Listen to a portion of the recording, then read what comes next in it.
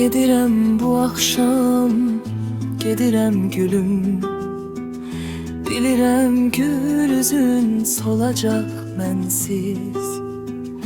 Gedirəm gəlməsən, qalacaq sevgim.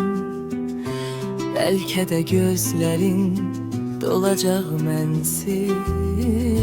Gedirəm gəlməsən, qalacaq sevgim. Bəlkə də gözlərin dolacaq mənsiz. Yaşadır sevdalı bir xəyal məni. Gedirəm gəlməsən, yada sal məni. Yaşadır sevdalı bir xəyal məni. Gedirəm gəlməsən, yada sal məni.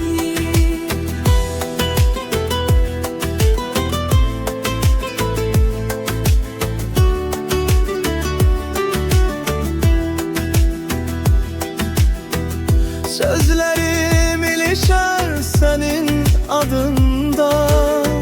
Kölgem düşer her bir adımında. İtərəm bəlkə də yarpaqlar kimi. Payızın sərin çağırışında. Kalbinin derin bir küncünde yadına düşerem bir gün birden. Sen benden keçsen dedim gülüm yine. Keçmirem yadından bir defelik mən.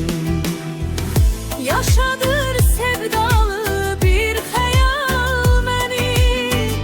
Gedirəm gəlməsən, yada sal məni. Yaşadır sevdalı bir xəyal məni. Gedirəm gəlməsən, yada sal məni. Hər gecə bir səs deyir adını. Unutmaz ürək nə qədər sussam da. Gedənin içində qalan yarası var. Mən gedirəm, amma sən məndə qaldın da. Geri dönmək istəsəm bir gün bəlkə taparam səni eyni pəncərədə. Hər xatirə çağırar keçmişimi. İz qoyan addımların yerində də. Əllərin titrəyər adın gələndə.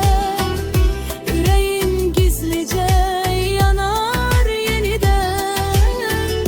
Bilirsən nə qədər uzaq getsəm də, sən mənim bir ömür qalan dərdəm.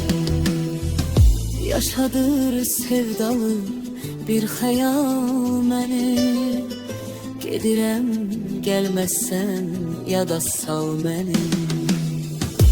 Ürəyim bölünmüşün, yada çal ver.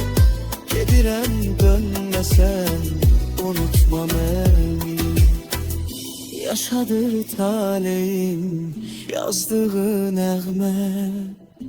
Gedirəm gəlməsən, yada sal məni.